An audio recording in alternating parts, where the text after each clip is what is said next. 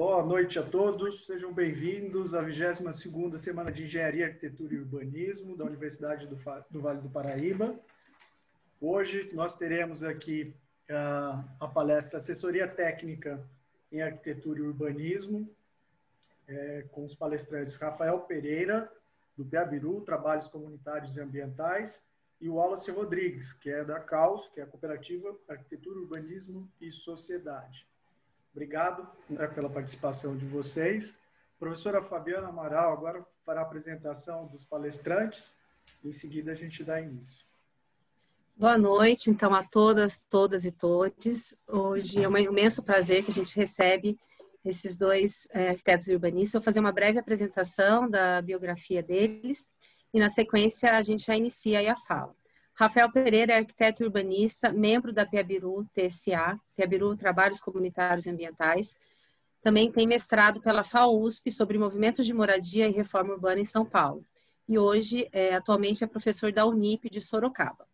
O Wallace Rodrigues, arquiteto urbanista, formado pela Universidade Federal do Pernambuco. Ele integra a CAUS, Cooperativa Arquitetura, Urbanismo e Sociedade. É um grupo que atua com assessoria técnica popular, junto a comunidades organizadas e movimentos sociais da região metropolitana do Recife. É membro organizador do primeiro Fórum Popular de Assessoria Técnica do Nordeste e também membro pesquisador na rede Atlas das Condições de Moradia Popular e Experiências em Artes no Brasil. A gente vai dar sequência, então, com a palavra o Rafael Pereira. Vocês têm 20 minutos para expor a sua apresentação, e aí na sequência a gente inicia aí o debate. Em primeiro lugar, boa noite. Queria agradecer muito o convite aí dos professores, do professor Paulo Romano. É uma honra participar aqui do evento de vocês. Professora Fabiana, posso pedir para você me avisar quando faltar 10 minutos? Aviso, pode deixar. Tá bom? Por favor. Para não me perder, que às vezes eu Ok. me empolgo. Bom, eu trouxe aqui uma apresentação, vou compartilhar a minha tela, certo?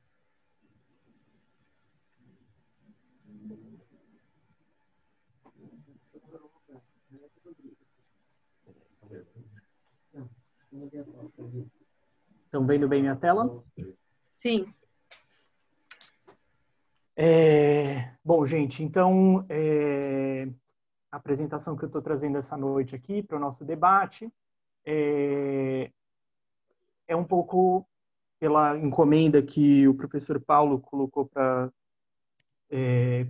nós, um pouco falar de alguns trabalhos da PEABIRU e discutindo através desses trabalhos um pouco da forma de inserção profissional, né? Ou seja, dos arranjos que viabilizam o trabalho da assessoria técnica, e vou trazer algumas questões também com relação à formação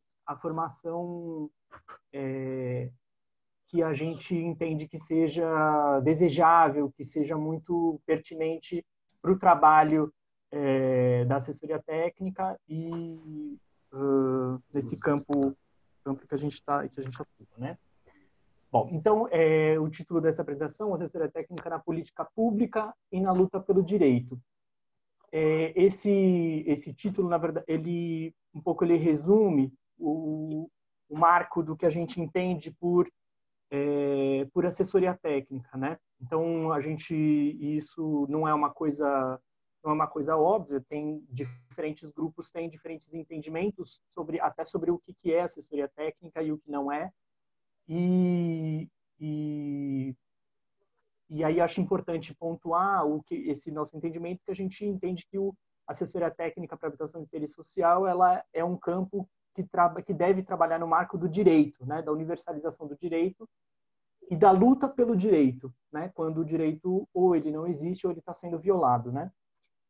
E aí, por isso, as experiências que eu estou trazendo aqui são, né, em consequência, são experiências que estão no campo da política pública, né?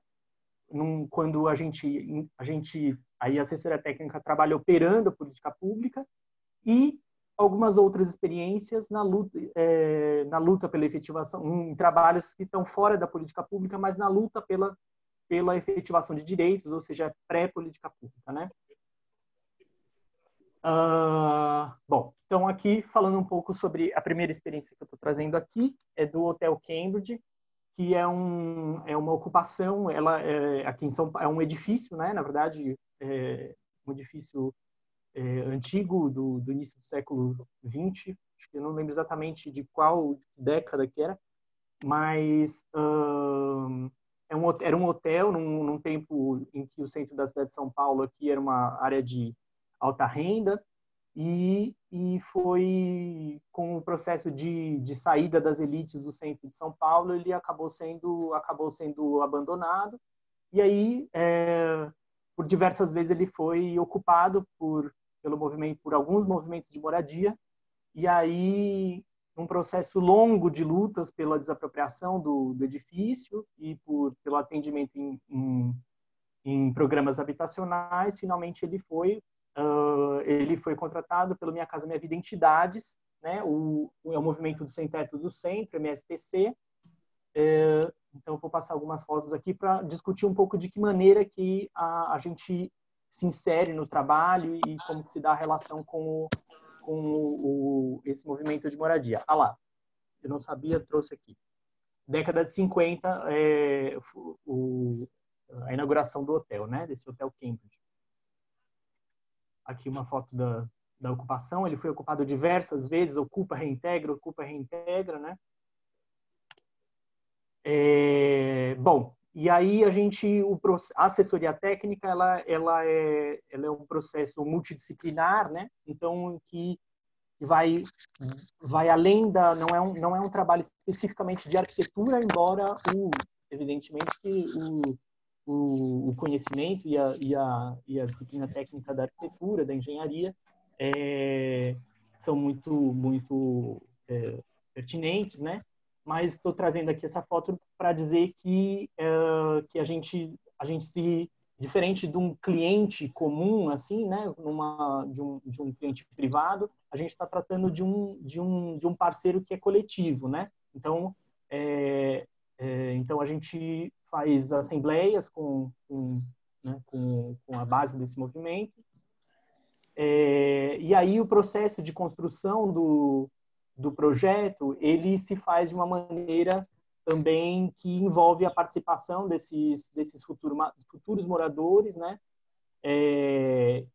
Especificamente esse programa que foi Minha Casa Minha Vida Entidades, ele permitia isso, né? É bom dizer isso, porque nem todos os programas, na verdade, só alguns programas permitem a participação dos futuros moradores, né? De opinarem sobre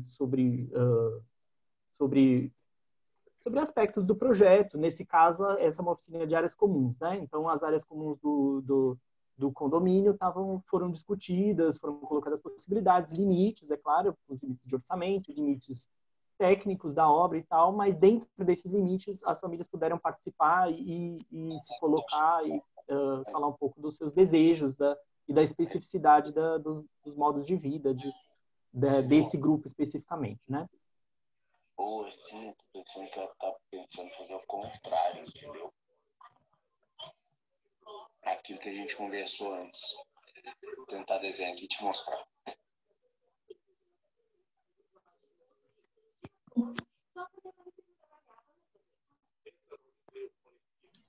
Rafael, nós não te escutamos. Alô? Alô? Agora sim, agora sim. Mas não ouviu nada? Quando você mudou para esse slide, não. Ah, tá bom, desculpa. Bom, então, estava dizendo que essa ocupação, ela conquistou a desapropriação do imóvel pela prefeitura e conseguiu ser contratada no Minha Casa Minha Vida Entidades, mas esse processo foi um processo bastante penoso para as famílias, envolveu uma série de atos, uma série de reuniões, negociações, de pressão popular para conseguir viabilizar essa contratação, né? Vale dizer que é um edifício numa área muito valorizada do município, tem muita infraestrutura de transporte, é muito próximo do metrô, enfim, muito próximo das áreas com maior oferta de emprego. Então, e isso, enfim, sabemos que na história da habitação popular no Brasil, a inserção dos pobres nas áreas com melhor infraestrutura nas cidades é exceção, né? Então, por isso, uma luta, conseguir essa conquista foi algo muito, enfim, foi uma jornada longa, né? Então, aí, o momento da assinatura do contrato, rodo uma das lideranças. Aqui, vou passando um pouco mais rápido, só para... São algumas das reuniões, essa é a CRE, que a gente fala, é a Comissão de Representantes do Empreendimento, né, que é uma instância de participação das famílias no controle e na gestão dos recursos, né? Então, esse formato do programa, ele permite não só que as famílias participem no projeto, mas que elas façam a gestão do recurso, que dá a elas mais liberdade, um pouco mais de autonomia para definir tanto o projeto quanto o modo de se produzir, né? Aí a comissão de acompanhamento de obra, né, também é constituída pelas famílias e pela assessoria técnica, né? Então fazendo vistorias, acompanhando e fazendo a interlocução com as famílias, né? Então as famílias elegem essas comissões e essas comissões fazem esse diálogo, fazem as visitas, tiram dúvidas, trazem questões e fazem essa interlocução com o grupo maior das famílias, né? E aí, nesse processo então vocês veem que aqui a gente já está envolvendo outros profissionais também, né? Nessa interlocução, além dos arquitetos, engenheiros, os profissionais dos técnicos sociais, que a gente chama, né? Que são técnicos das ciências sociais, do serviço social, enfim. Está caindo minha câmera, um minutinho.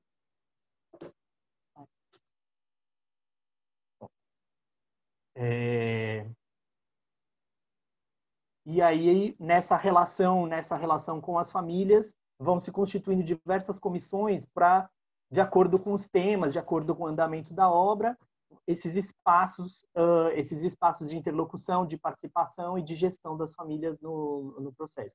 E é claro que isso passa também por alguns processos de formação, né? Porque a gente vai tangenciando em questões, em problemas da vida futura, por exemplo, dos moradores desses futuros moradores, e do próprio processo de obra, que por vezes tem problemas com a Caixa, de liberação do recurso, enfim. Então, isso envolve também esse processo de reunião, de formação e de tomadas de decisão coletivas, né? Aqui o trabalho social, um pouco dos temas que a gente trata, e falando mais especificamente da obra, aqui especificamente uma escolha de material, de revestimentos das áreas molhadas.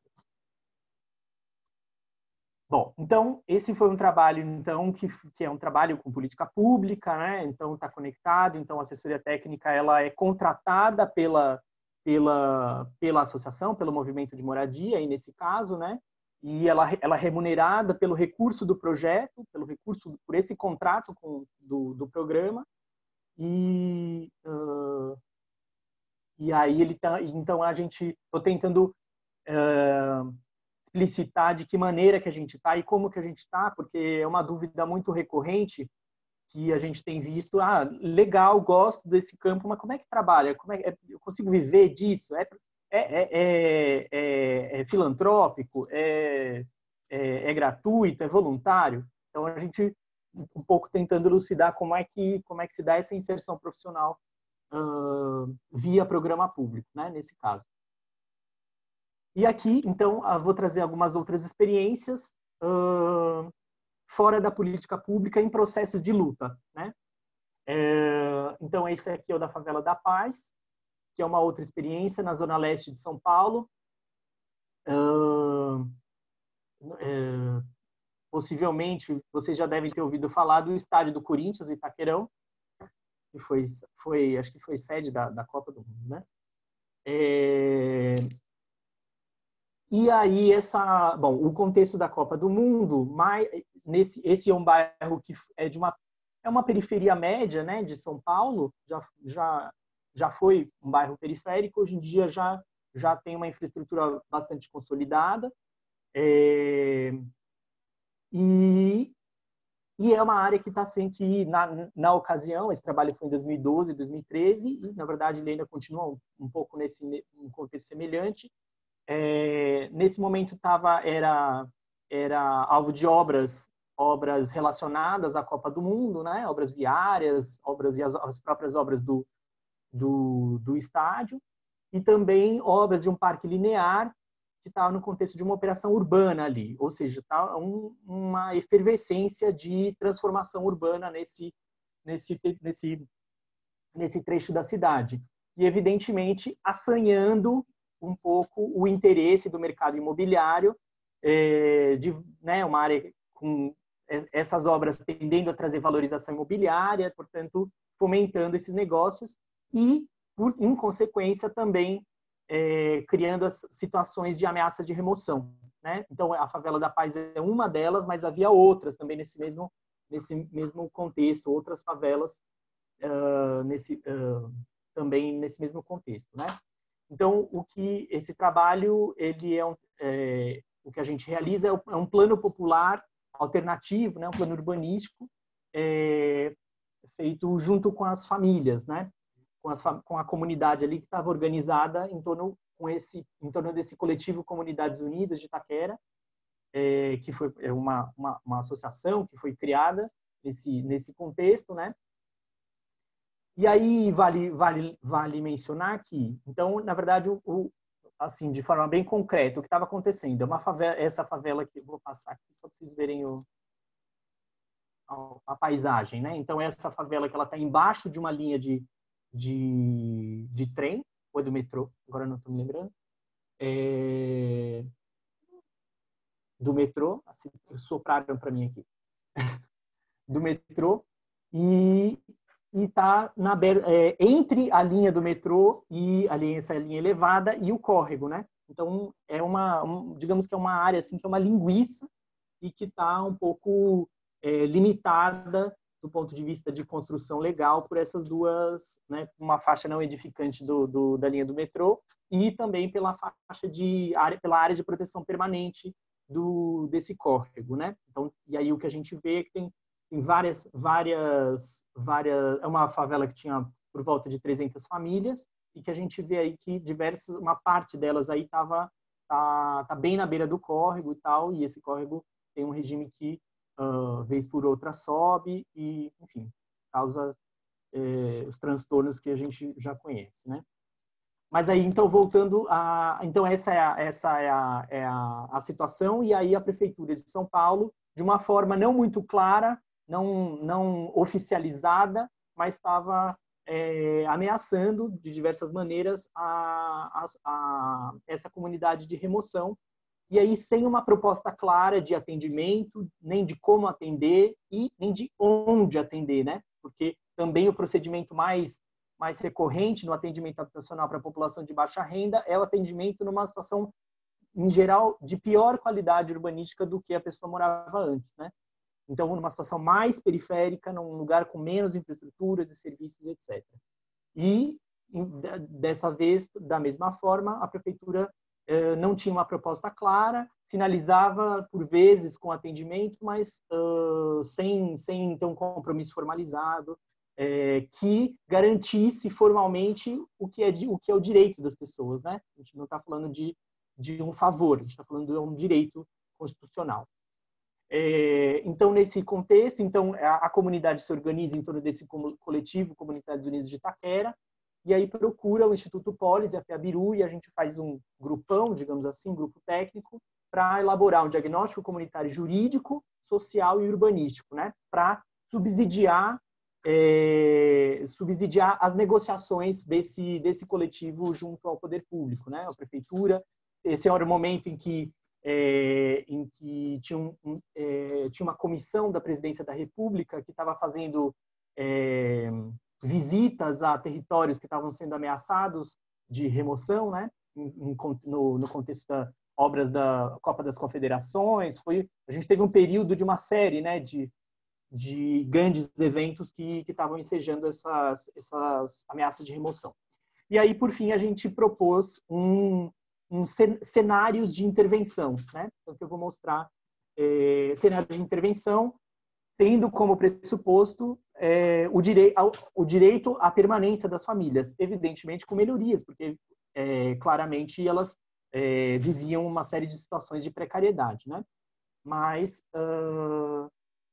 resguardando esses direitos e a participação da comunidade nessas decisões, né?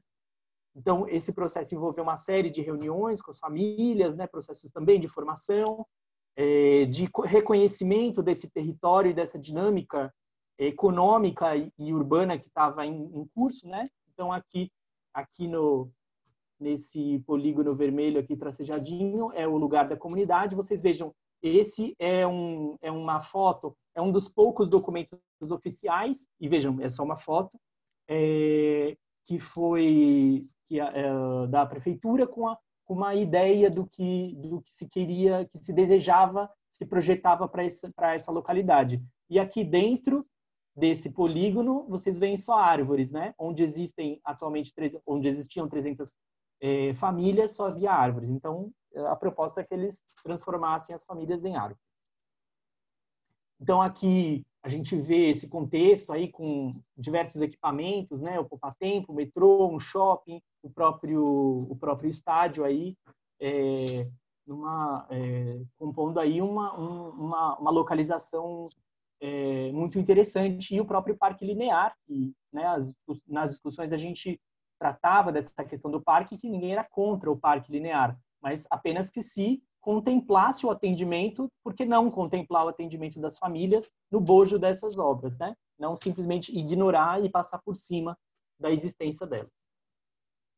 Então, aqui mais alguns equipamentos, aqui a foto em 2012. Então, aqui as oficinas. Nesse caso, a gente fazia as oficinas no campinho, nem tinha, a comunidade nem tinha um espaço coberto para fazer, a gente conseguir reunir, fazer as atividades, a gente improvisou, enfim, com essas lonas aí para fazer as atividades, com as oficinas com as famílias, né, de reconhecimento desse território e de possibilidades de intervenção. Aqui, e para além disso, para além dessa leitura comunitária, a gente também entra com uma leitura técnica sobre terrenos vazios nesse entorno mais próximo, né? Pensando em possibilidades de reassentamento dessas famílias que num cenário de serem removidas, para onde, que lugares que elas poderiam ir, de modo a não perder essas qualidades, essa inserção territorial que elas já tinham, né? Então, os filhos já matriculados na escola, as pessoas já com vínculos próximos ali do metrô, enfim, com vínculos ali da convivência comunitária e tal, né?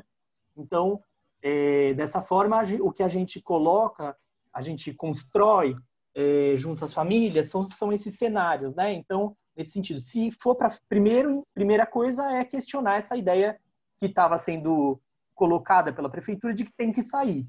Por que tem que sair? Era um terreno público, um terreno da Coab. Então, o primeiro ponto era questionar por que tinha que sair e a possibilidade de consolidar com obras, com melhorias e tal, mas consolidar a permanência das pessoas naquele lugar, né? Na perspectiva do direito à moradia digna, né? E as qualidades que estão relacionadas a isso. E num outro cenário, porque de fato a gente percebia que tinha situações que eram difíceis de serem consolidadas, né? Então, nessas situações em que se não for possível ficar, em que condições que se sai desse lugar, né? Para onde e em que condições, também na mesma perspectiva de atendimento de algo que é direito e não é favor. E aí é que a gente fez alguns cenários, né? Em que a gente foi discutindo quantidades de remoções, né? Então, resguardando a área de proteção permanente, área não edificante, fazendo melhorias no viário, adensando em alguns trechos, enfim. Então, a gente apresenta alguns cenários e aí esse plano se torna um caderninho, né? Um documento que vai subsidiar as negociações da comunidade com o poder público enfim, nas reuniões e no processo, no próprio processo judicial. Muito bem. Rafael, a gente já deu, assim, temos 5 minutinhos. 5 minutos, tá bom. Vou acelerar. Tá bom. Nesse outro caso, gente, então deixa eu falar aqui. Deixa eu ver. Tá bom, deixa eu só ler. Bom, aqui tem uma outra experiência que eu vou passar um pouco mais rápido, de forma mais resumida, que foi uma intervenção numa ocupação de edifício no centro de São Paulo. É um edifício do INSS, na Avenida 9 de Julho, aqui numa região também bem central, com bastante infraestrutura. E aí a gente faz um plano de ocupação, a gente encontra, né, a ocupação num estágio bem degradada, abandonada fazia muito tempo, né? E também essa mesma edifício foi alvo de ocupação diversas vezes. E aí a gente entra no processo de ocupação para fazer um plano de ocupação desse edifício, identificando áreas que estavam em melhores condições, áreas que poderiam oferecer alguma insegurança, né? Obras emergenciais para viabilizar a permanência dessas famílias. Então, vejam, as escadas estavam em mau estado. Então, obras de melhorias para viabilizar essa moradia, mesmo que em contexto de conflito, mas que viabilizando essa permanência das pessoas com segurança, com salubridade, né?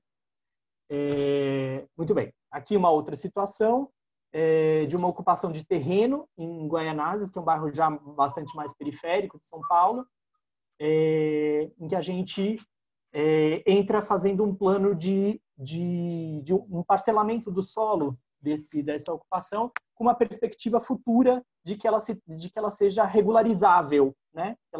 Que ela se faça de acordo com a normativa, com parâmetros técnicos, de qualidade de ventilação, insolação para as casas, um ordenamento dos lotes para viabilizar os acessos, enfim, de modo a que, numa luta futura pela regularização, isso fosse viável, né? E também fizemos estudos para autoconstrução, nesse caso, né? Nesse caso, com uma proposta de evolutiva, né? Que poderia ser feita em etapas. Essa aqui eu vou passar um pouco mais rápido, gente, só por causa que o tempo tá. É uma outra ocupação que a gente apoiou, assessorou aqui em Diadema, mas eu queria passar aqui, por último, para esse outro trabalho, que é o da Rede Moradia Assessoria, que a Fabiana se referiu aí, falando do Wallace, que a gente é companheiro aí da rede. E o que é essa rede, né? Então, é muito importante dizer que esse campo profissional da assessoria técnica, ele não é um campo que tá resolvido, né? Então, eu estaria mentindo para vocês se eu dissesse, venham todos trabalharem com assessoria técnica, venha ser um profissional de sucesso, você vai ter glamour e estabilidade, uma vida boa prometida. Eu estaria mentindo redondamente, aliás. Isso porque, de fato, esse nosso campo profissional é um campo que está em disputa, que está se fazendo. Não é fácil a gente conseguir trabalhar nesse campo, porque no marco do direito, né? A gente tem visto, nesse momento de crise econômica e de crise política no país, a gente tem visto algumas soluções mágicas assim sendo colocadas, né? Então, vocês possivelmente já devem ter ouvido soluções, por exemplo, do empreendedorismo social, né? Que são empresas que vão lidar vão trabalhar com melhorias de empresa, melhorias habitacionais em favelas, em comunidades, mas mediar por meio do microcrédito, o que já restringe em si, de largada, as possibilidades desse tipo de serviço, que é tratado via mercado, né? Então, consegue acessar quem vai conseguir se endividar e ter o recurso para pagar esse microcrédito, e que é apenas uma parte, e também as necessidades habitacionais que que existem, né, no Brasil afora, num país com a diversidade de situações, de precariedades habitacionais, nos diversos climas que a gente tem, as diversas paisagens, diversos contextos sociais e de organização de comunidades e tal que a gente tem, evidentemente que tem uma gama imensa de precariedades que tem que ser enfrentadas, né? E que nem sempre cabem no microcrédito. Então, para a gente conseguir trabalhar no marco do direito, é muito importante a gente não ver outra saída a não ser a política pública e, quando ela não existe, a disputa pela política pública, né? Então, por isso, esses processos de luta, de operação de programas e de luta por direitos, né? E aí, para a gente conseguir isso, é muito importante, a gente tem feito, temos numas andanças em diversas regiões do país, falando sobre assessoria técnica, discutindo o tema, e a gente percebe que, na verdade, nós não somos poucos, nós somos muitos profissionais, militantes de movimentos, assessorias, ONGs, universidades, setores da universidade, da extensão universitária, que têm muita vontade, que têm muita gana e estão indignados com a situação do país e das condições de vida da classe trabalhadora, e que não sabem, muitas vezes não sabem como se inserir, como trabalhar nesse campo. Então, nesse sentido é que a gente está participando, está construindo essa rede de moradia assessoria, que é uma rede nacional, né, que tem todos esses, que estamos agora com esses 13 nós da rede, né, que são pontos envolvendo diversas universidades federais e ONGs e assessorias, coletivos, né, e também de extensão, escritórios modelo, e que a ideia é que essa rede ela seja um espaço de troca de experiências, de debate, de construção de conhecimento sobre essas condições da moradia precária, porque a gente tem percebido que a gente conhece pouco, né, nessa diversidade toda que o país tem, e também na articulação de possibilidades. Então, para a gente conseguir construir esse campo e consolidar esse campo profissional, é importante que a gente exista politicamente e que a gente esteja articulado para disputar nas arenas, né, no Conselho de Arquitetura, nos governos, nas diversas esferas e tal, nas próprias universidades. Então, essa está sendo uma experiência bem importante, interessante para nós. Aqui umas fotos de algumas das reuniões. O Wallace possivelmente esteja em algumas dessas fotos. Aqui um pouco do trabalho, os trabalhos que a gente tem articulado, um pouco nessas... E aqui o primeiro texto base, que foi produzido pela rede, a partir do qual a gente está se organizando e está trabalhando. Não sei se acho que eu passei rápido por tudo, talvez tenha passado alguma coisa em branco, mas eu vou, para não estourar o tempo, eu termino aqui e a gente volta a conversar no debate. Obrigado. Muito obrigada, Rafael. Muito obrigada. Agora o Wallace, se você... Acho que o Rafael tem que deixar de apresentar, e aí o Wallace pode, né, colocar a apresentação. Muito obrigada.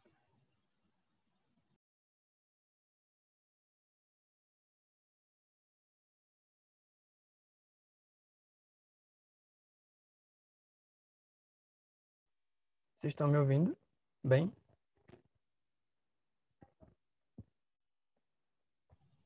Sim. Tá. Pronto, vou começar. Gente, boa noite. Me chamo Wallace, sou participante da causa, integrante da causa. Primeiramente, eu vou me desculpar a vocês que eu tive um probleminha técnico, não vou poder acessar e fazer uma apresentação por conta do meu computador, sem acesso à rede. Aí eu não vou poder fazer uma apresentação mais ilustrativa, né, como foi a do Rafael, mas eu vou tentar trazer alguns elementos assim para a gente estar discutindo hoje. E é isso. Gostei muito, Rafa, da tua apresentação. Inclusive, saudades aí dos dias aqui da rede e tal, dos encontros no início do ano. A gente que estava num certo ritmo de se encontrar com alguns outros integrantes aí, o pessoal da rede. Ficou acabando mais afastado agora, principalmente nesse período da pandemia também. mais juntos aí de alguma forma. E que bom que a Rafa terminou assim também falando da rede, porque eu acho que eu vou começar falando por ela, explicando algumas questões desse espaço assim, e aí eu vou me adentrar na minha fala, né? E aí a rede, ela tem esse espaço, assim como o Rafa falou, de trazer esses corpos que pensam, né, em torno da assessoria técnica. Tem pessoal que começa a partir da universidade, né, e aí dentro da própria universidade você tem algumas experiências que vai trabalhar junto, mais aproximado assim na prática da ATIS, né, como a gente entende. E aí, como o próprio Rafa colocou, existe uma certa disputa também nesse campo, né, o próprio termo assessoria ou assistência, tem algumas implicações com relação a isso. Eu não vou me adentrar tanto nesse aspecto, mas a gente se identifica mais a partir da perspectiva de assessoria, tem se identificado dessa forma, né? E aí dentro da universidade assim você tem esses grupos, né, que são escritórios modelos ou projetos de extensão que a gente vê bastante presente na rede, né? De profissionais que atuam na área, que pensam a área e que estão junto ali no processo de formação, né, com outros futuros profissionais também, futuros assessores técnicos, populares ou não, dependendo da perspectiva. Como o Rafa disse, também tem as pessoas que têm esse entendimento mais a partir de um nicho de mercado, né? Mas a gente tem essa perspectiva da assessoria técnica popular. Aqui em Recife a gente tem atuado mais voltado assim a essa atuação mesmo junto a movimentos, né, como a Fernanda, não sei, esqueci, apresentou no início, né, falando da trajetória Fabiana, da tá Caos. quase. Fabiana, isso, desculpa. Falando da trajetória aqui da Caos. E, e é isso. E aí, dentro da universidade, a gente vê que essas experiências elas já despontam algumas questões bastante significativas assim para os futuros profissionais, né? Que atuam na ATIS assim por diversas questões assim de formação mesmo, técnica e tal. Eu preferi começar falando da rede para tentar fazer assim esse paralelo com de onde a CAL surgiu, né? A CAL surgiu dentro da universidade com alunos num contexto assim da reformulação do currículo que começou a pautar essa visão da cidade assim de forma muito mais central dentro do currículo, né? Em vez de ser pautada assim a arquitetura, a questão do projeto. Isso existe ainda, né? Porque a gente está numa herança assim do modernismo, né? Dentro ainda tem esse perfil curricular, mas por outro lado começou a se pautar as questões das cidades com a maior com maior espaço dentro da formação, né? Então, desde o primeiro período, assim, você já tem esse diálogo com entender as visões da cidade, né? O macro. Não só pensar o lote, o edifício e tal. Acho que muitos currículos têm isso, mas isso não deixou de ser importante para a gente aqui na UFPE. E aí, a gente não surgiu de um grupo de extensão, é um processo mais autônomo, assim, eu acredito que pelo contexto mesmo da universidade, a gente não conseguiu se identificar na época com o corpo técnico, ao ponto de ter alguém que abraçasse assim a ideia ou incubasse a ideia de se tornar, de se ter essa perspectiva de atuar com a TIS, né? Muito embora tivesse um professor que fazia vários projetos de extensão, que é a Luiz Della Mora, que tem trabalhos de referência na área aqui no Recife, da assessoria técnica a movimentos populares e sociais. E aí a gente veio meio que num processo mais autônomo, né? Se formou a partir do diretório acadêmico e começou a atuar tendo em perspectiva essa formação mais em vista da cidade, assim, né? Em discutir a cidade, em ter a cidade como um elemento central, assim, no debate da formação do arquiteto, né? E aí a gente entrou no diretório acadêmico e começou a questionar dentro do próprio curso, assim, né? A própria ausência, assim, às vezes, desse próprio debate nesse processo, né, de formação. Então, o espaço do diretório foi um espaço, assim, de criatividade mesmo da gente, de estar questionando o processo de formação, a forma como era conduzido também, diversos momentos. Então, a gente buscou se inserir nos debates, né, da cidade. Então, a gente participou na época do movimento Ocupa Estelita, que foi uma ocupação para uma área no centro do Recife, que eu acho que daqui é uma das mais conhecidas, nesse sentido, assim, de discussão da cidade. E, posteriormente, a gente começou a se envolver em outras questões da revisão do plano diretor, participar do Fórum da Cidade aqui no município. E aí, esses espaços eram pautadas essas questões, né? E aí a gente foi partir para isso, para atuar mais em algumas questões que foram surgindo, assim, como demanda para o diretório, a partir primeiramente desses espaços e que foram se identificando assim com a prática em ATIS, né? Tendo em vista os conflitos que esses processos geravam dentro da cidade. Então, a gente, para as comunidades, no caso, e alguns movimentos em específico, o MTST, por exemplo, que a gente desenvolveu alguns trabalhos. Mas, de modo geral, são movimentos de moradias ou organizações das comunidades mesmo, que procuram a gente nesse contexto de conflito, né? Nesse primeiro momento, a partir dessa relação com esses movimentos iniciais que a gente tinha. Então, a gente começa a sair da universidade para a cidade, tendo em vista essa aproximação com a cidade real, né? E não aquela cidade que a gente lida mais de prancheta, que a gente costuma chamar assim, que é a cidade de certa forma distante. E sair da universidade, assim como o Rafa colocou, assim, as diversas dificuldades, está sendo esse processo para a gente. Eu tenho alguns meses de formado, ainda não completei um ano, mas tem diversas pessoas da CAUS que também ainda passaram pelo mesmo processo que eu estou passando agora. Alguns outros estão em processo de formação também, ainda estão na universidade. Temos 2 integrantes, uma está comigo aqui, mas está ali no cantinho, Pauline. Mas a gente está nesse processo assim e se descobrindo também, né? Dentro desses espaços, o que é se formar dentro dessa área de atuação, nesse campo que se desvela também para a gente, né? E aí, quando a gente começa a investigar, buscar referência, a gente percebe que também existem outros corpos, assim como o nosso, e que pensam, né, ATIS também. E que não só isso, né? Assim, também a gente vale que nesse contexto da universidade para a gente foi importante, por exemplo, pensar nessa reformulação do currículo, né, para se ter outras reflexões na formação profissional. Você ter no contexto político do Brasil na época, que era de abertura, assim, a outros corpos mesmo a ingressarem na universidade, né, a trazer outras reflexões, no caso as cotas, os 50% de cotas foi fundamental a trazer discussões assim, das quais a universidade tangenciava, mas que sempre teve questões assim em avançar, né? Não, também não vou dizer que já se supriu o suficiente nesse sentido, mas entender que isso também é parte do processo.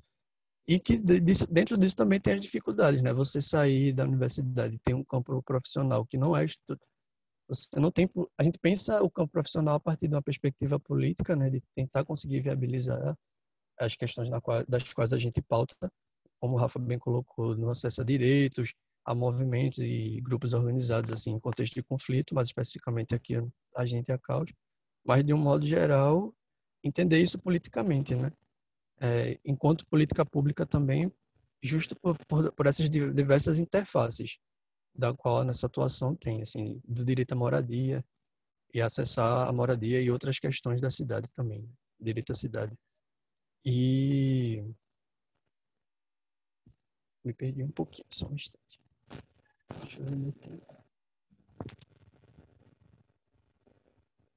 E aí, nesse sentido, a gente começa... Obrigado. A gente começa a sair da universidade, né? A nossa primeira experiência, assim, em ATIS mesmo, ainda foi dentro da universidade. Foi aí com o DA, tentando se estruturar enquanto escritório modelo, no qual a gente foi procurado por um dos grupos que trabalham conosco aqui. A gente em Recife, assim, acho que como muitos outros lugares também, mas tem essa perspectiva da atuação em rede com outros movimentos, outros grupos da sociedade civil organizada que também pautam as questões do direito à cidade, né? O movimento Ocupa Estelita, no ano 2012, 13, 14, foi muito esse celeiro assim de troca ativa entre esses movimentos, assim, de criar essa rede. Foi mais ou menos a incubação desse processo de discussão de cidade, de mobilização de atores, assim. Claro que tem uma perspectiva histórica por trás de outros movimentos, assim, mas você vê que dali também teve um mote de discussão das questões da cidade. Então, a gente dentro da universidade saindo começou a atuar com o primeiro trabalho nosso que chegou a partir desses grupos, né, dos quais a gente conheceu no Ocupa Estelita, que atuava em rede, e era o grupo que atua na parte jurídica. Ele é o CPDH, que é Centro de Direitos Populares, CPDH, Centro de Direitos. Eu não lembro agora, gente, desculpa. Estou meio confuso. Mas é isso, é o CPDH, que ele trabalha com assessoria jurídica, né, a movimentos sociais aqui, assim como a CAUS. Na área de jurídico, são ex-alunos também de direito que se formaram, começaram na universidade, saíram e aí conheceram, por acaso, alguns integrantes da CAUS e aí solicitaram a gente porque eles acompanhavam um caso de ocupação num imóvel modernista aqui de Recife que estava abandonado numa das áreas mais valorizadas da cidade, né?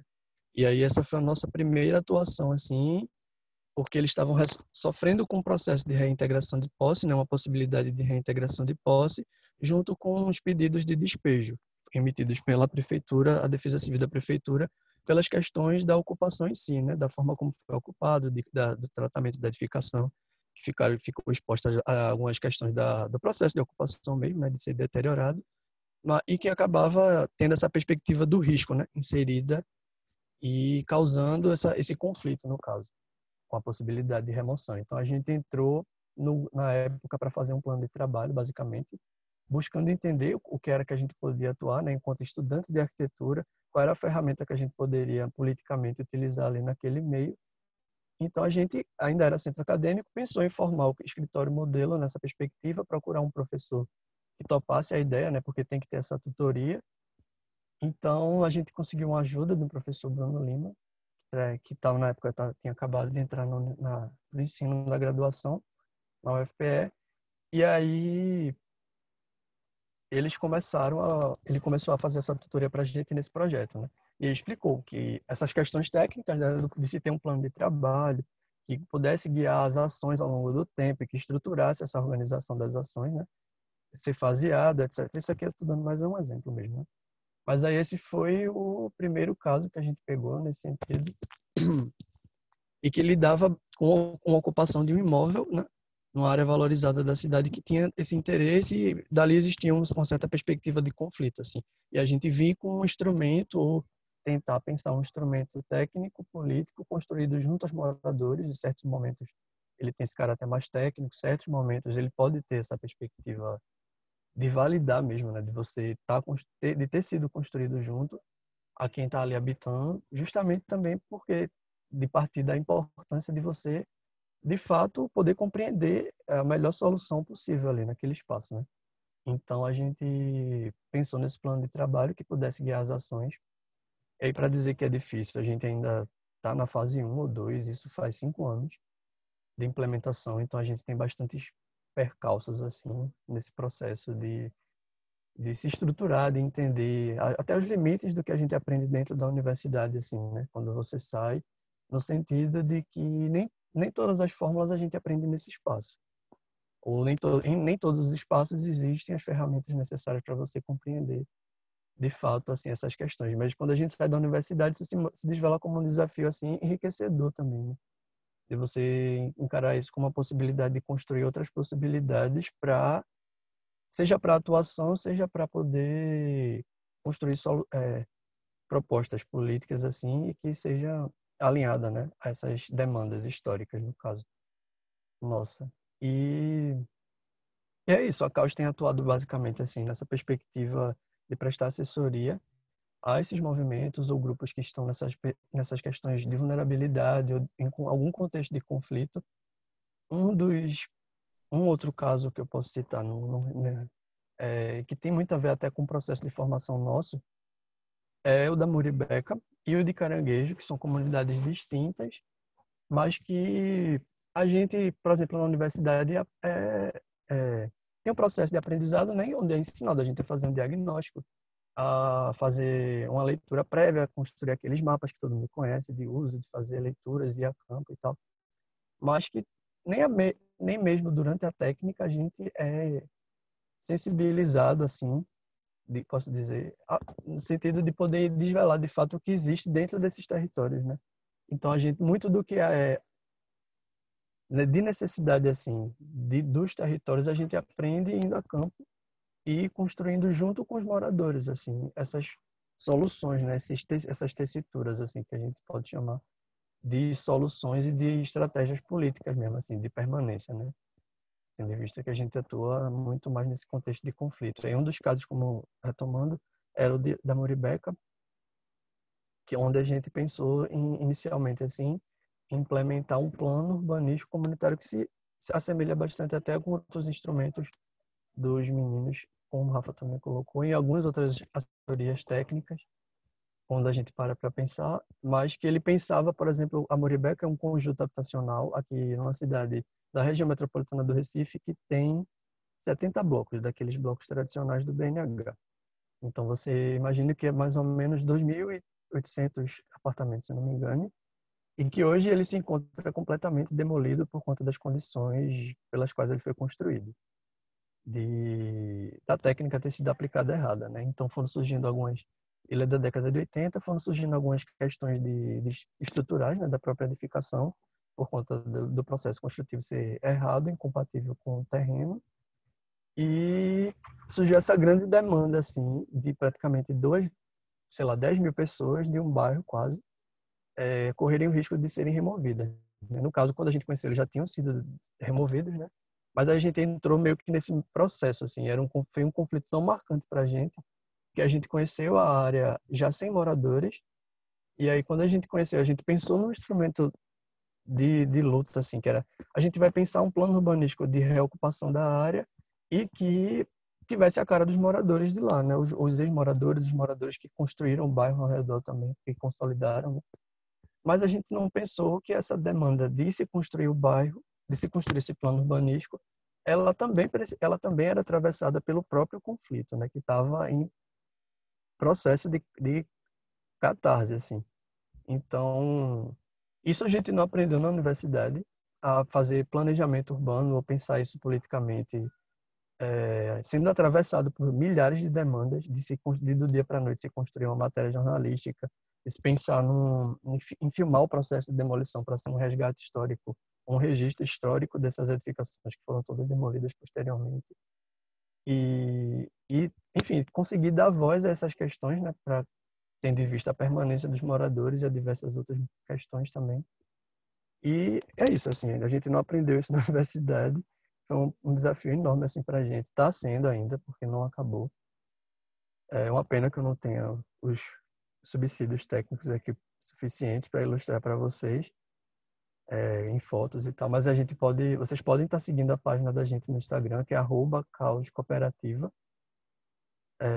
e que a gente e pode ter mais ou menos um acompanhamento de alguns trabalhos. Está bem aqui a página do que a gente gostaria de que tivesse, claro. E aí vocês podem acompanhar algumas questões do nosso trabalho, mas nessa perspectiva profissional, acho que ainda falando com relação a como a gente se inseriu, né, voltando ao que o Rafa estava colocando, da rede Atlas de ATIS, que está pensando ATIS, buscando traçar o que é ATIS no Brasil, o que é pensar ATIS, o que é ATIS de extensão, o que é ATIS mais voltado à extensão, que está ligado ali a um movimento da extensão, né, na universidade, o que é pensar ATIS, o que é ATIS, o que é a prática de ATIS, tendo em perspectiva grupos que saíram da universidade ou grupos que se formaram de forma mais ou menos autônoma, que pode ser o caso da Causa e algumas outras assessorias técnicas. A gente fez recentemente, em fevereiro, um congresso que foi o Fórum, no caso, desculpa, não foi um congresso, foi um fórum. Fórum do Nordeste de Assessorias Técnicas Populares, onde veio assessoria do país inteiro, assim, foi um momento bastante rico para se discutir essas questões, assim, e foi um desafio também fazer esse evento enquanto recém-formados, porque foi uma escala que a gente não esperava que acontecesse. Eu estou estourando meu tempo.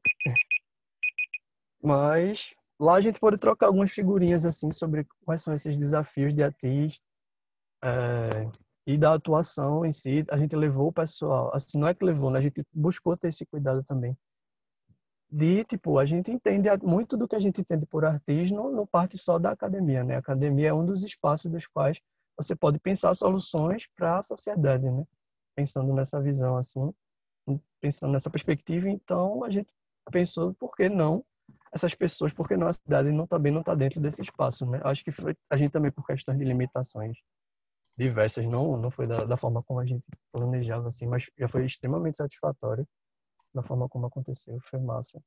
O Rafa estava lá também, não sei se tem alguém aqui que conseguiu acompanhar algumas questões, mas foi bastante enriquecedor também, porque a gente pôde, como era do Nordeste, né, a gente pôde também perceber, o fórum ele surgiu nessa perspectiva, né, tentar fortalecer e se identificar enquanto Nordeste ali nessa territorialidade que tem suas questões específicas políticas, suas limitações, né, dentro do próprio campo da TIS, que também é uma estrada bem árdua às vezes, profissionalmente, mas é isso, a gente buscou trazer essas discussões e foi bom que tinha gente do Brasil todo para poder construir com a gente e a gente também se entender não protagonista de nada também, né? E saber que tem uma história, tem referências.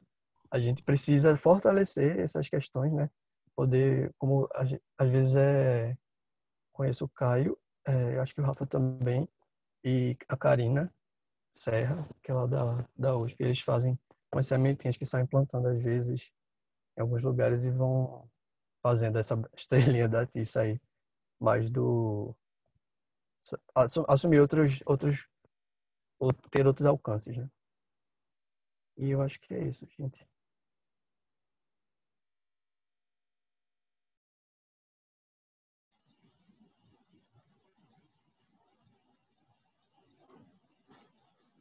Muito bom, muito obrigada, Wallace, Rafael. Muito, muito bacana para a gente aqui, enquanto professor e aluno, escutar as experiências de vocês e tentar, não sei se os alunos estão fazendo isso, mas tentar ver um pouco a realidade aqui de São José, né? E a gente vê as mesmas estruturas de poder, as mesmas, né, ações do capital, né? E também alternativas de resistência, né? Então foi muito bacana, muito obrigada, né, pelas questões. Eu não sei agora se a professora Angélica, o professor Paulo vai conduzir perguntas. Eu vou conduzir as perguntas e eu gostaria de propor para o professor Fábio, Fabiana, Paulo, que a gente abra diretamente para os alunos, porque tem muitas perguntas. Então, eu acho que seria mais interessante se eles participassem. Também acho. E depois, tá bom? Podia ser assim? Perfeitamente. Ok. Então, eu vou começar, eu vou ler a pergunta da Mariane Hernandes. Ela fez 2 perguntas. E também não sei se eu devo ler 3, talvez, e vocês respondam. O que vocês acham? Tá, vou fazer assim, então. Então, com certeza existem muitas comunidades em situação de vulnerabilidade social nas cidades, principalmente por falta de moradia digna. No caso do trabalho de vocês, gostaria de saber como o Instituto define quais comunidades terão a assessoria técnica do Instituto. Essa deve ser para o Rafael, né? A outra pergunta dela é: quais são os maiores obstáculos na execução do trabalho de assessoria técnica com as comunidades e o poder público, né? Entre as comunidades e o poder público. Aí eu vou adicionar a Jennifer, ela dá boa noite aos palestrantes. Como vocês acham que os arquitetos e urbanistas podem trabalhar para que a ATES possa acontecer efetivamente nas cidades, de forma que o profissional possa ser remunerado por esse serviço, mas em convênio com o poder público? Vocês acham que a situação política do país prejudica a ação da ATES nesse momento?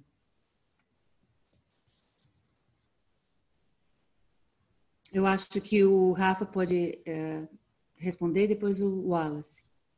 Tá bom. Olha, desculpa, o nome da estudante? Qual que é? Eu fiz perguntas da Mariane e da Jennifer. Mariane e Jennifer. Então, Mariane e Jennifer.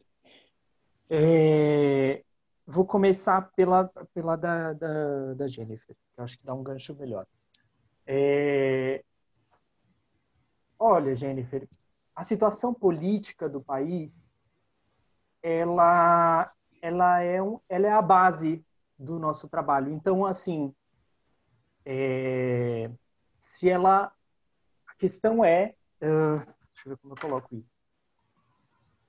Ela é um dado da realidade, né? A gente sabe que vocês, imagino que com a idade que vocês têm agora no curso, vocês já tiveram uma experiência de diferentes perfis de governos federais, né? Porque eu estou pontuando isso porque em geral, a gente trata muito, a gente valoriza e não sem sentido, assim, a conjuntura nacional como alguma coisa que determina, que condiciona as nossas vidas, as nossas atividades e tal. Por que eu estou dizendo isso? Porque, assim, uma situação, no governo federal, nesse momento, sim, estamos vivendo um momento muito desfavorável, né? Porque é um governo antipovo, né? Em que isso não tem nenhum juízo nisso, assim, a gente consegue perceber isso nas medidas, na política econômica, na desconstrução das políticas sociais, no retrocesso daquilo que existia de construção, né? Então, é algo muito concreto. Então, nesse momento, no ponto de vista do governo federal, é um momento muito desfavorável para a nossa atividade, para a assessoria técnica. Mas uma coisa que eu acho que é muito importante é que a gente perceba, então, que e a fala do Wallace também trouxe isso, o conflito, a gente trabalha no contexto do conflito, né? E no contexto da luta, de uma luta, tem alguma coisa que tem uma fricção aí de agentes, né? Então a gente respira a política, né? Então é alguma coisa que, estando mais favorável ou mais desfavorável, é alguma coisa que atravessa e está o tempo inteiro no nosso dia a dia, na prática profissional. Então, mas eu queria pontuar que a gente, em geral, eu não sei, da minha realidade, por exemplo, pelo menos, eu acho que as pessoas, em geral, dão pouca importância para os contextos municipais. A gente viveu um período, nos últimos 15 anos, aí, em que houve grandes programas federais habitacionais, teve Minha Casa Minha Vida, o PAC, né, que foram uma enxurrada de recursos para essas políticas, né, Brasil afora. E esse teve um efeito e isso tem vários estudos que mostram isso, um efeito de uma certa maneira, minar um pouco a criatividade das prefeituras, né? Então, as prefeituras, durante muito tempo, ficaram funcionando para rodar esses programas federais, né? Enquanto que, antes desse período, as políticas habitacionais elas aconteciam muito em nível municipal, né? Então, eu estou querendo dizer com isso que a gente não deve tomar a conjuntura política, a situação política, porque o Estado brasileiro não é uma coisa só, né? Não é homogêneo. Então, você pode ter uma situação no governo federal, uma situação no governo estadual, no municipal, depende da sua região, enfim, para dizer que é complexo e que a situação política, então, ela está, para quem trabalha no marco do direito e da política pública e da luta pelo direito, tem tudo a ver. E isso, assim, isso é um obstáculo, mas eu não sei, é um obstáculo? Eu não sei se é um obstáculo, é uma realidade. Para quem trabalha com alta renda, com uma população de alta renda, de uma certa maneira, não sei se é tão diferente nesse sentido, porque a pessoa que trabalha com população de alta renda, ela tem que ir buscar os seus clientes, ela tem que procurar as redes em que esse profissional se torne conhecido, em que vai acessar, vai se conectar com os desejos desses clientes, dessas necessidades desses clientes de alta renda. Então, isso é uma dificuldade, digamos, é um obstáculo, é uma realidade, é uma condição da profissão. Para o nosso campo, para quem está interessado em trabalhar com essas populações de baixa renda, com essas situações de conflito e esses processos de luta e de implantação de política pública, tem essa questão também, que a gente precisa, e aí na fala do Wallace está muito presente isso, é essencial ter um nível de engajamento, né, de comprometimento com a construção desse campo, com uma coisa que não está dada, não está pronto. É só você fazer. Você quer trabalhar com assessoria técnica? É só você fazer assim que dá certo. A gente tem alternativas, tem caminhos, tem situações, mas é algo que exige muito da nossa criatividade e do nosso engajamento nesses espaços de conflito para criar essas possibilidades, para criar o que não está dado, para construir o caminho, pavimentar alguma coisa que não está resolvido ainda. E aí a questão da Mariane, nesse sentido, Mariane, não é exatamente que a gente define comunidades que vão ser atendidas, porque o atendimento é feito pela política pública, né?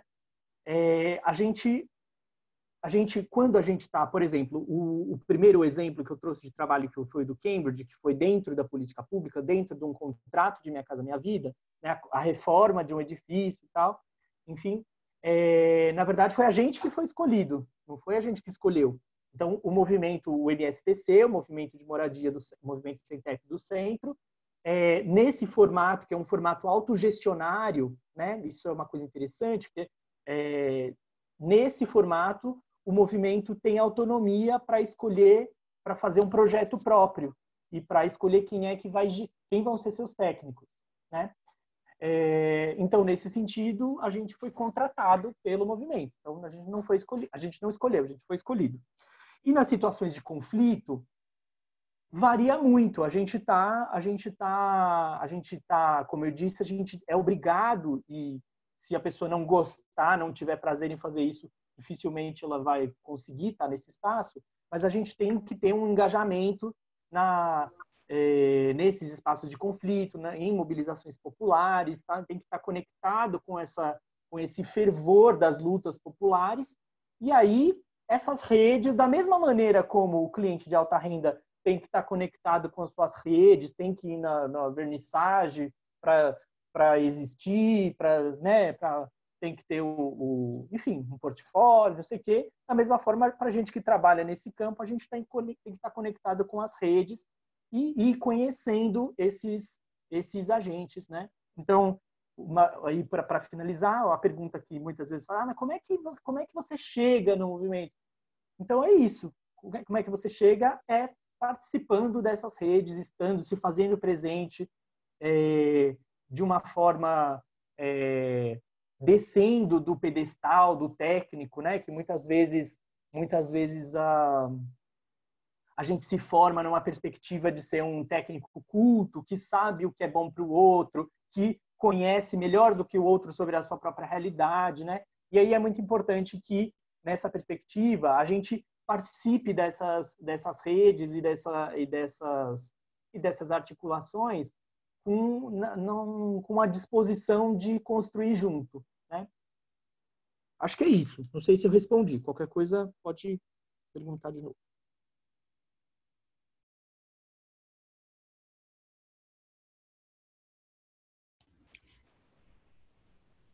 Oi, sou eu, né? Exato. Total tempo. Eu concordo, assim, basicamente com a fala do Rafa, com relação às perguntas.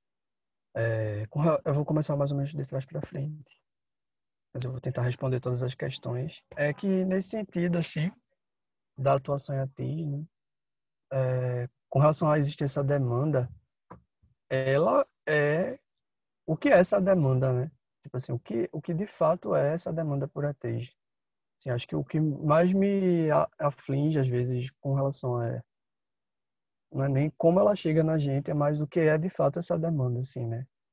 Se você entende essa demanda em ATIs como uma demanda histórica mesmo, assim, uma questão da qual a gente tem muito a avançar, a superar nesse sentido. E pensar nisso no campo da formação é a gente perceber, às vezes, que a gente tem dado muitos avanços, mas que a gente ainda engatia mesmo, assim, em algumas questões, assim, poder enxergar, de fato, o que são esses territórios, né? O que é de fato essa demanda. Desvelar, assim, da forma como ela existe, né?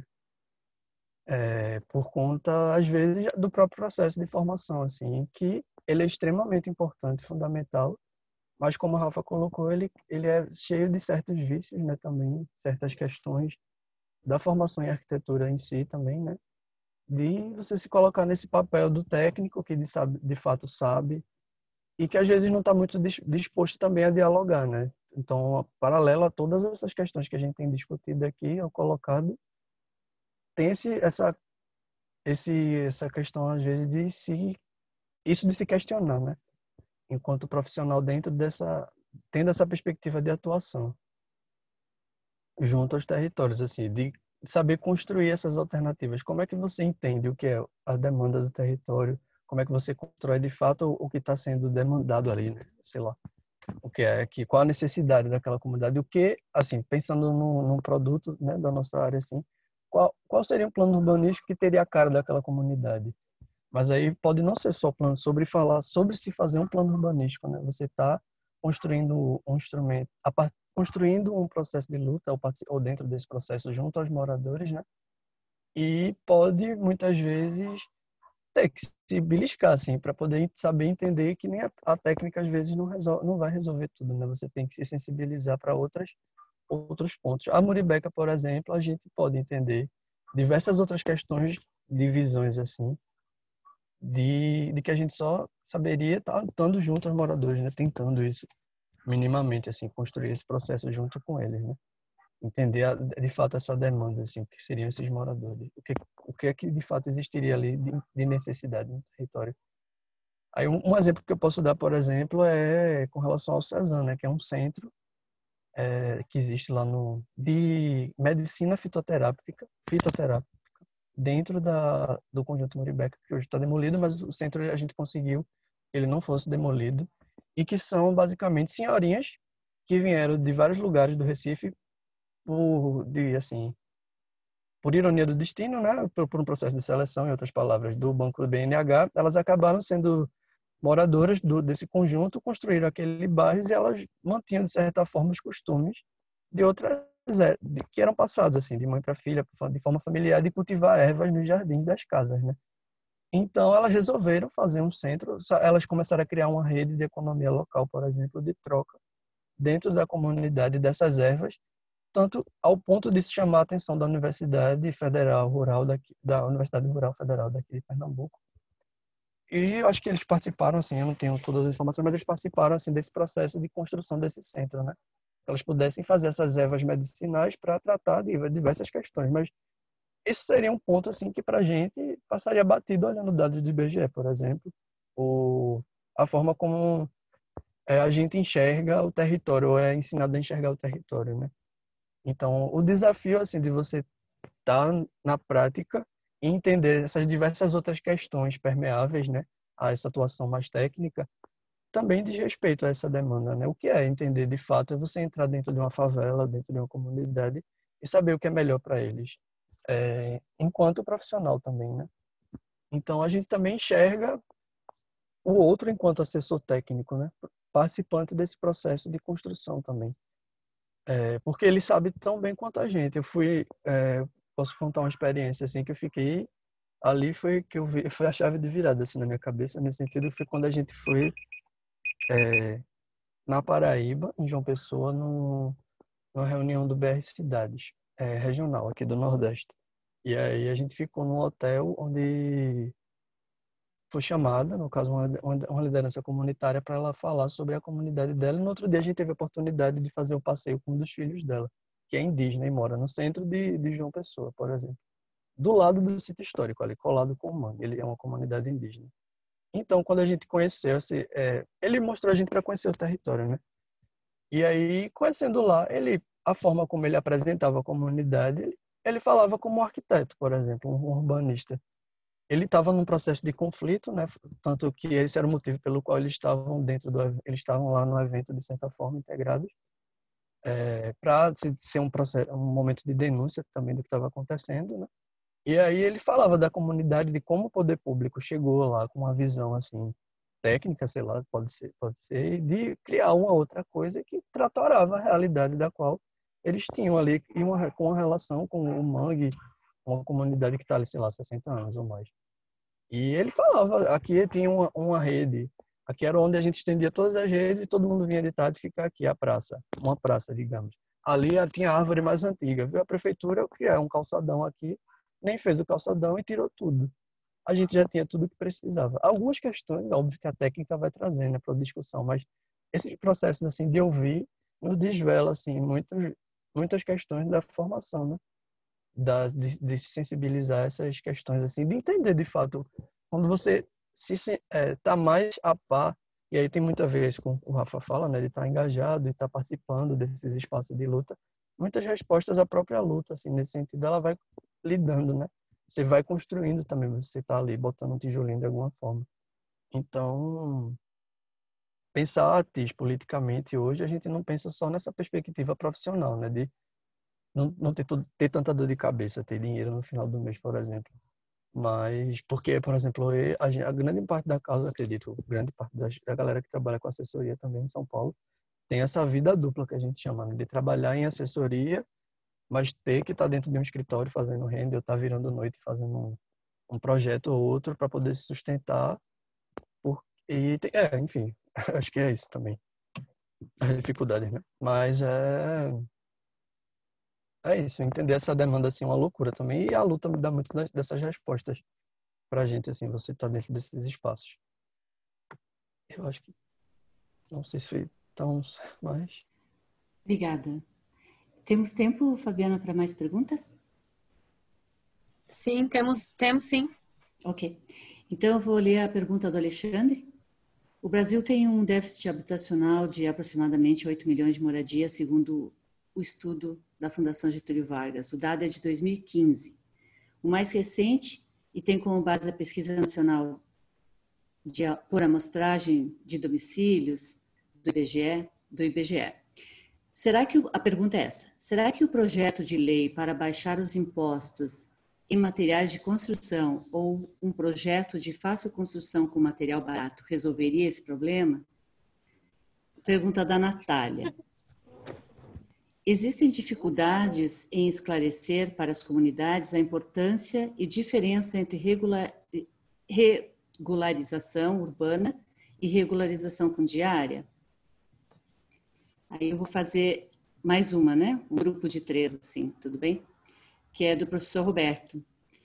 Existe avaliação pós-obra para verificar erros e acerto desses projetos, como o do Hotel Cambridge? O professor fez 2 perguntas, tudo bem? Mas ficam 4, né? Não sei se vocês estão conseguindo acompanhar, mas elas estão no chat, né? Também vocês podem dar uma olhadinha ali. A segunda do professor. Projetos de construção por autoajuda não funcionariam melhor na atualidade, uma vez que pouco podemos contar com a ajuda do poder público?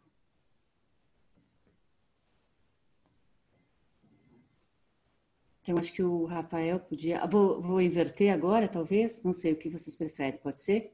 O Wallace pode falar agora e depois o Rafael.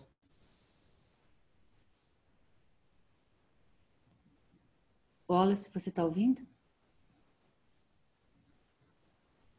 Sim. Eu estava tentando sair do chat, mas eu cheguei. Tá. Então, essa questão de conseguir viabilizar a ATIS, né, são diversos desafios mesmo, né? Até porque a gente, como o Rafa bem colocou no início da última fala, a gente está num momento político extremamente, né, difícil, assim, só para começar. E uma das questões fundamentais disso é, por exemplo, a extinção do Ministério das Cidades, né? Acho que dentre milhares de questões assim de se pensar, apesar de ter várias críticas, né, ao processo como um todo assim de implementação de política habitacional, a gente sabe que era um marco fundamental de se discutir política principalmente no que tange a ATIS. Mas é um desafio assim. A gente tem o dado habitacional, o déficit habitacional é uma realidade, né? E é um desafio você conseguir viabilizar questões. Eu acho que a PABIRU, por ter mais experiência, tem nesse modelo, né, entre aspas, de contratação, de ter participado ou acessado recurso via política pública estatal, tem uma experiência, mas também a gente conhece os desafios disso, né? Os modelos de programa habitacional implementados também eram bastante burocráticos, em outras palavras, para acessar os recursos. Acho que numa apresentação num fórum nacional, no Rio de Janeiro, no final do ano passado, uma apresentação, acho que era da Usina, que é um escritório de ATIs, que trabalha que é de São Paulo, se não me engano. E ela estava falando de um processo de assessoria, né, a comunidade no Maranhão, eles são de São Paulo, conseguiram acessar via Minha Vida Entidade, se não me engano, e estavam aí 7 anos para construir ainda, né, o habitacional. Então, o momento político só é mais uma, é a pedra do momento, assim, no nosso calo, né? Mas é como o Rafa falou também, pensar a política habitacional a nível municipal também pode ser uma saída, né? Enxergar esses outros espectros, assim, como possibilidades. Tem um trabalho do Matheus sendo desenvolvido na CAU, um futuro arquiteto urbanista formado, mas um já assessor técnico também, que atua junto com a gente. É nesse sentido de, por exemplo, a gente tem aquela lei carioca, né, que regulamentou a TIS pensando quem são os sujeitos, quais são as modalidades, mais ou menos, ali as faixas de renda para atendimento. Mas ela vem muito não é limitada, né? Ela tem muito esse perfil da legislação anterior, a nacional, né? E que é bem geral, assim, como é que a gente pensa, né? Em ser um marco regulador para a TIS, né? Saber habilitado, saber quem pode ser atendido, as formas de se enquadrar. O Rafa, quando falou na forma como essa demanda chegam também, né? É pensar nisso enquanto política também, como é que essa demanda poderia chegar enquanto política.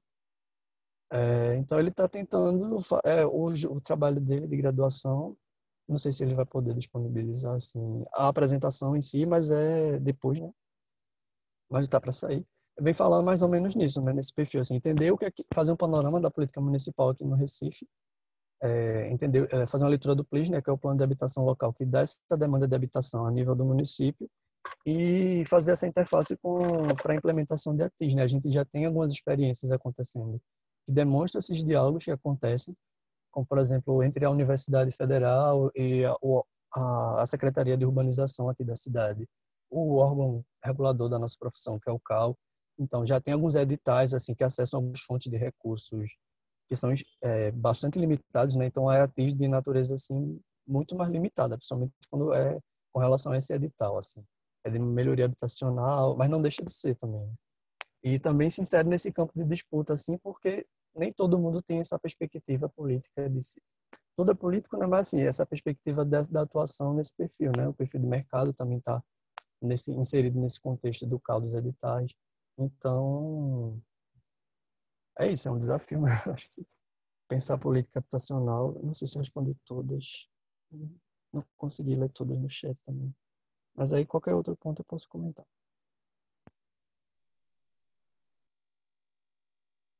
Posso ir? Olha, com relação... É interessante o estudante Alexandre, o nome dele? Alexandre, né? É interessante a questão que ele coloca, porque eu acho que faz a gente pensar, né? Você está perguntando se a lei que dá, enfim, como é? Que baixar impostos para o material de construção, se isso resolve, né? Alexandre, eu acho que antes da gente pensar se é baixar o preço dos materiais de construção resolve, eu acho que tem uma pergunta anterior que a gente tem que se fazer, resolve o quê? Qual é o problema que se quer resolver? Né? Porque, assim, o que eu poderia te dizer? No subtexto da sua pergunta, você está querendo dizer que o fato de os materiais de construção custarem o que custam, isso é um problema, isso dificulta a implantação de programas ou de projetos habitacionais. Eu não sei se me dá a entender que esse é o seu entendimento. E aí, eu acho que a questão... E aí, tanto que você traz esses déficits, os dados do déficit habitacional, né? Eu acho que a gente precisa ter a gente precisa olhar com cuidado esses dados do déficit. Por quê? O déficit, a ideia do déficit ela é muito sedutora, né? Então, não tem ninguém, você fala que tem déficit de moradia, gente, ninguém é contra, ninguém vai falar, não, não, ninguém vai falar que não tem que construir moradia, né? Mas se a gente for, você está trazendo esse dado aí que é da Fundação Getúlio Vargas, esse dado especificamente, eu não sei qual é, mas eu não sei se você está se referindo ao da Fundação João Pinheiros, talvez seja esse, que define o que é o déficit habitacional, o déficit. E dentro dessa aqui é um número, né? Como é que se chega nesse número? Esse número se chega a partir de alguns parâmetros do que constitui déficit, né? E se a gente for parar para ver, desembrulhar esses dados, a gente percebe que esses dados eles não são neutros. E quando fala déficit, dá a impressão de que é uma coisa que falta e tem que construir, né? Se a gente vê as componentes do déficit habitacional, a maior parte do que compõe tem algumas variáveis, né? Então ônus excessivo com aluguel, que é quando a pessoa de baixa renda gasta mais de 30% da sua renda com aluguel. Coabitação involuntária, ou seja, quando tem mais de um núcleo familiar e não é porque quer, é involuntário, né? Morando no mesmo domicílio. Ou quando tem um adensamento excessivo, né? Tem o material, a questão do material improvisado e tal. Então, tem alguns parâmetros que compõem esse número, que vão, né? E é muito importante a gente perceber que o componente mais importante desse déficit é o ônus excessivo com aluguel. E o ônus excessivo com aluguel, o que significa? Significa que a pessoa mora numa casa e que o rendimento dela não é compatível com o preço imobiliário. Isso não quer dizer nem que a casa da pessoa é precária. Não pode ser, mas pode não ser. Não dá para saber. O número não expressa isso. Portanto, por esse parâmetro, isso não se resolve com construir casa. Portanto, por exemplo, com abaixar o valor do material de construção. Isso tem a ver com o rendimento, ou seja, o fato da pessoa ser pobre ou o fato como que funciona os preços imobiliários. Então, você vê que esse componente, que é o mais expressivo dentro do déficit, isso não está relacionado com o preço dos materiais de construção. Agora, aí se a gente for pensar, o segundo isso tem uma variação regional, tá? Assim, mas a gente já fez diversos esse gráfico, tabulou esse gráfico para diversas regiões por onde a gente foi passando, e assim, é quase unânime, né? Essa situação. Aí depois disso vem a coabitação. A coabitação, gente, ela não necessariamente você precisa construir uma casa nova para resolver. Porque a coabitação, o adensamento excessivo. O adensamento excessivo quer dizer que tem muita gente, a relação de pessoas por cômodos está muito intensa, muito congestionada. Isso, se você ampliar a casa, de repente resolve, né? Porque de repente você tem uma casa que é muito pequena para a quantidade de moradores, mas você não precisa construir outra casa. Nesse sentido, aí tem mais a ver com o custo do material de construção. E para pensar em coabitação, aí, dependendo da situação, aí a gente pode pensar na necessidade de uma construção de casas novas. Por que eu estou dizendo isso? Porque para a gente olhar com cuidado e ver que a questão habitacional, o problema habitacional, na verdade não é habitacional, é um problema urbano, sistêmico, ele é complexo.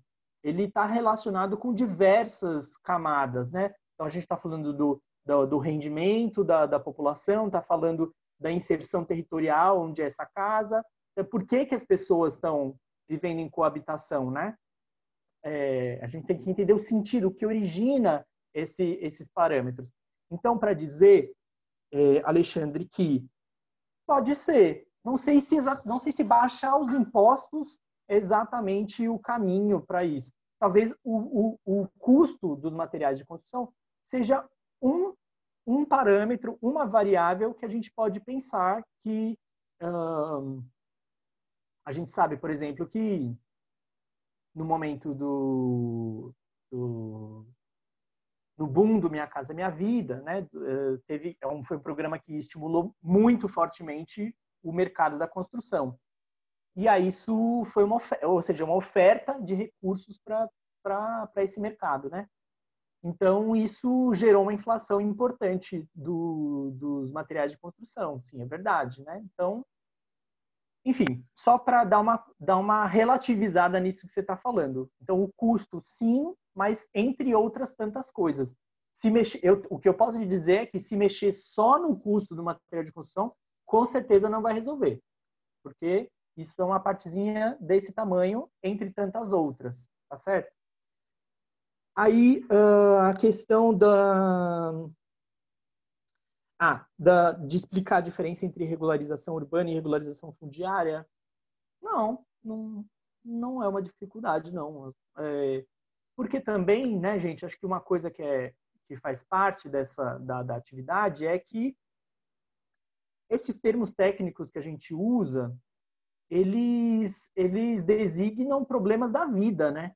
Problemas da vida das pessoas. Então, evidentemente que ninguém procura uma assessoria técnica. Eu estou com um problema aqui de regularização fundiária, mas que pode ser tratado como regularização. Não, claro que não, né? Ninguém, não é isso. Não é isso que o conceito, a técnica, a nomenclatura jurídica e tal. A técnica serve para ser, a ideia é que ela sirva aos problemas humanos, aos problemas sociais.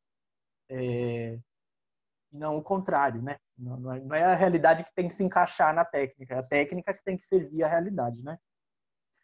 Aí, sobre a questão do professor, Roberto, né? Ele colocou duas questões. Sobre o pós-ocupação, isso depende do programa, né? O programa Minha Casa Minha Vida, esse foi um dos avanços que ele trouxe, embora também com limitações. Mas ele tem previsto no contrato um período de pós-ocupação, de avaliação pós-ocupação, sim. É um período que é insuficiente. É um período agora, ele começou como 3 meses, acho que agora já o Cambridge ele já vai ser 6 meses. Mas a questão é que eu participei pessoalmente de entidades aqui em São Paulo. Em São Paulo não, na verdade foi em Guarulhos, né? E que ele estava mais no início do programa, que ele foi de 3 meses o período de pós-ocupação. E assim, praticamente não dá tempo dos problemas acontecerem, né? Não dá tempo porque pós-ocupação implica que as pessoas ocuparam e não ocuparam simplesmente de corpo presente, mas que aquele tecido social se criou, que as relações de vizinhança já mais ou menos se delinearam, que os conflitos já mais ou menos apareceram, né? Então, sim, inclusive tem recurso para isso, que é importante, é muito legal também, assim, pessoalmente, profissionalmente, fazer esse exercício de voltar e ver a forma como os espaços que foram pensados estão sendo usados, né? Isso é uma coisa interessante, até tem uma historinha que às vezes eu conto que é muito interessante, assim, dessa experiência em Guarulhos, porque a gente fez projeto participativo das áreas comuns, né? Do condomínio, né?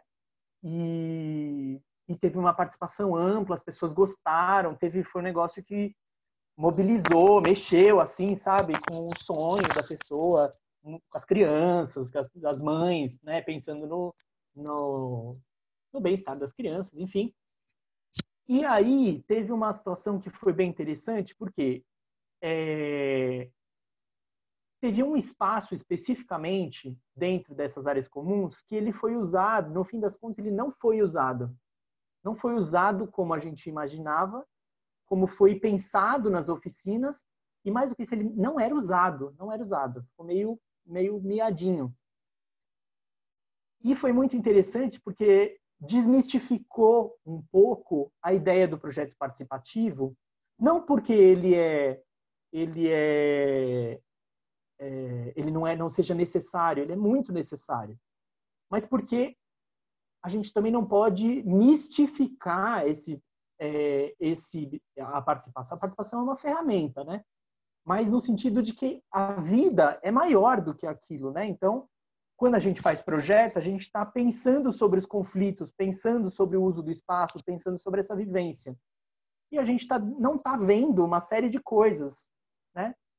Então, o que aconteceu foi que, na prática, se utilizou de uma forma diferente daquilo que tinha sido previsto. E tudo bem, tudo bem. Assim, querendo dizer que o processo de dar significado para os espaços, de se apropriar desses espaços, é uma coisa viva, né? Então nos coloca também num papel de que não necessariamente vai ser tudo como foi imaginado, mesmo com participação, né? E aí, por último, a questão da autoajuda. Essa é uma questão bastante polêmica, porque a autoajuda, o mutirão, os processos autogeridos, né, com mutirão popular, eles podem ser muito construtivos e muito agregadores, mas eles podem ser muito perversos também. Na década de 80, e aí trazendo um pouco do histórico da capital, assim, tá? De onde estou falando. Teve uma construção muito importante, uma construção social e foi no rescaldo da luta contra a ditadura, onde estavam se formando diversas associações comunitárias, associações de bairro, que viriam a se tornar os movimentos de moradia e tal. E naquele momento era um momento de crise econômica, né, de desemprego, enfim, estava começando se aprofundar esse processo. E aí esses movimentos populares, eles começaram a construir a ideia, bebendo de outras fontes, da experiência do Uruguai, enfim, bebendo de outro referencial e tal, começaram a propor, começaram a experimentar situações de ajuda mútua. E não só do Uruguai, mas também do mutirão, é uma coisa da cultura caipira, né? Enfim, o Antônio Cândido fala sobre isso, né? Sobre os mutirões nas áreas rurais e tal. E, enfim, isso foi resultado desse processo de articulação desses agentes, né, desses agentes populares e tal, e que culminou, inclusive, com programas de mutirões, né, na prefeitura de São Paulo, em outras prefeituras e tal. Então teve essa dimensão, e dessa maneira se conseguiu viabilizar muitos conjuntos. Só que é importante contextualizar, porque naquele momento, devido a essa situação de crise fiscal, as prefeituras com problemas de orçamento, era meio uma situação de fazer isso ou não fazer nada. Porque fazer ajuda mútua significa trabalho gratuito, né? Não vamos dourar a pílula. Significa trabalho gratuito, trabalho das pessoas que já trabalham, então é um sobretrabalho, né? Então não podemos também romancear. E aí a face perversa disso está justamente porque algumas organizações multilaterais, Banco Mundial, BIRD, enfim, essas organizações, o FMI e tal, fizeram isso na década de 90 e agora, no momento atual, que a gente está, de uma certa maneira, revisitando esse período de crise econômica e tal, acabam se apropriando de uma forma oportunista disso, porque é uma forma de desresponsabilizar o Estado por aquilo que é o direito. Então, aquilo que que tem uma dimensão política interessante, virtuosa, acaba sendo usada de forma perversa justamente para não atender, para tirar, para arrefecer a luta popular. Então, você vê que é um negócio que vira ao contrário, né? Então, o que era para ser alguma coisa construtiva, na verdade, é destrutiva das possibilidades de provisão do direito. Então, para dizer, falei um monte de coisa, mas não te respondi. É uma saída? Olha, nesse momento, eu acho que a gente vai ter que voltar a falar sobre esse assunto, né? Já estamos aqui no meio, assim, entre os movimentos, já está rolando. A gente está fazendo um curso agora também de artes rural com o MST e o assunto está na ordem do dia, assim. A questão é como a gente tratar isso, porque a gente não esquecer desse histórico, né? Enfim. E aí o processo de luta, ele define ali quais são as condições e, de repente, a gente tem que fazer em algumas situações, em algumas condições. E, enfim, cada contexto é um contexto, né? Tá joia. Pessoal, a professora Angélica teve um probleminha, caiu, né? Ela não vai conseguir voltar. A gente tem ainda mais duas perguntas. Eu não sei, o Rafael está com um tempinho já, né, às 9 horas. Uma boa parte delas aqui, pelo menos uma das perguntas era minha, e eu já fui contemplada aí pela experiência de vocês, e a outra era uma questão mais, que eu acho que também, né, coloca aí qual é o papel, né, como que a assessoria técnica pode, né, ter um trabalho de atuação junto ao poder público para que as reivindicações sejam atendidas, mas também acho que vocês falaram bastante sobre isso, né? Então, nos colocamos aqui contemplados aí também, né?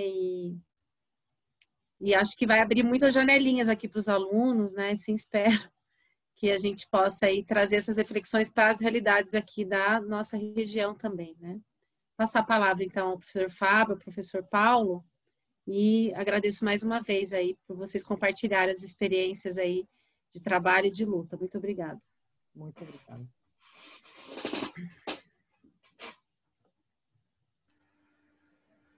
Eu queria agradecer, né, Rafael e Wallace pela participação, né, e como a Fabiana falou aí, né, abriram várias janelas, possibilidades, esclareceu bastante coisa para que os próprios alunos também esclareçam, tenham mais visão a respeito do tema e a partir daí então possam se inspirar, né? E foi muito legal de ouvi-los aí nas experiências de vocês, nesses casos que vocês apresentaram, e nós estamos aqui também à disposição, né? De poder integrar a rede, poder participar e ser mais efetivo na construção de soluções aí conjuntamente. Obrigado aí aos dois. Bom, boa noite a todos e todas, né? Já queria agradecer muito o Rafael e, por consequência, o Wallace, né? Que, inclusive, Rafael, já que nos conhecemos de outros carnavais, digamos assim, e exatamente a sua indicação do Wallace, que também foi extremamente enriquecedora para nós. E nós estamos aqui a 4 minutos do final da nossa atividade, né? E chegamos aqui com 105 pessoas, o que eu acho que é um lastro bastante importante, e eu tinha muito o desejo de poder trazer pessoas como vocês para falar da temática que vocês estão falando, que não só nesses tempos atuais, mas há muito tempo. E eu gostei muito de uma coisa que você disse, Wallace. Eu sei que também o Rafael, pela própria história da Peabirucomunga, disso, e precisamos inserir mais no debate da formação e da capacitação, na educação do arquiteto e urbanista. Eu gosto de usar esse termo, o foco do tema da cidade e todas as suas implicações, né? Nós não podemos deslocar, neste contexto e nesse momento, a prática profissional da arquitetura urbanística e o ensino e o aprendizado de um tema central que envolve a cidade. Então, assim, foi muito rico o que vocês trouxeram para nós e o nosso maior objetivo quando traz esta fala é que isso, de alguma maneira, insira mais uma perspectiva dentre as perspectivas que possam fazer os estudantes de arquitetura e urbanismo pensar sobre a sua formação acadêmica e sobre suas possibilidades de futuro. Muito obrigado mesmo a vocês e parabéns pelas ótimas perguntas também que foram feitas aqui no nosso chat. Obrigado.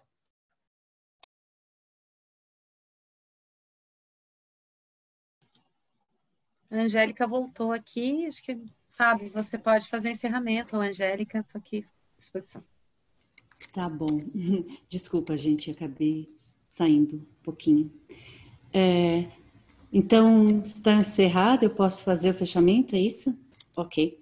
Bom, então, em nome, né, de todos os professores, da coordenação, da direção da FEAL, gostaríamos de agradecer a presença dos palestrantes, do Rafael Pereira e do Wallace Rodrigues, dos nossos alunos, visitantes, ex-alunos que estão prestigiando o evento. Não percam as demais atividades que estão acontecendo na CEAL e os certificados estarão nas próximas semanas disponíveis na página do evento. Obrigada e até a próxima. Muito obrigado a todos e todas, foi um prazer, viu? Forte Prazer abraço aí, Paulo e Igualmente, Fabiana, gente. e todos os colegas. Muito obrigado. E forte abraço, Wallace. Até mais.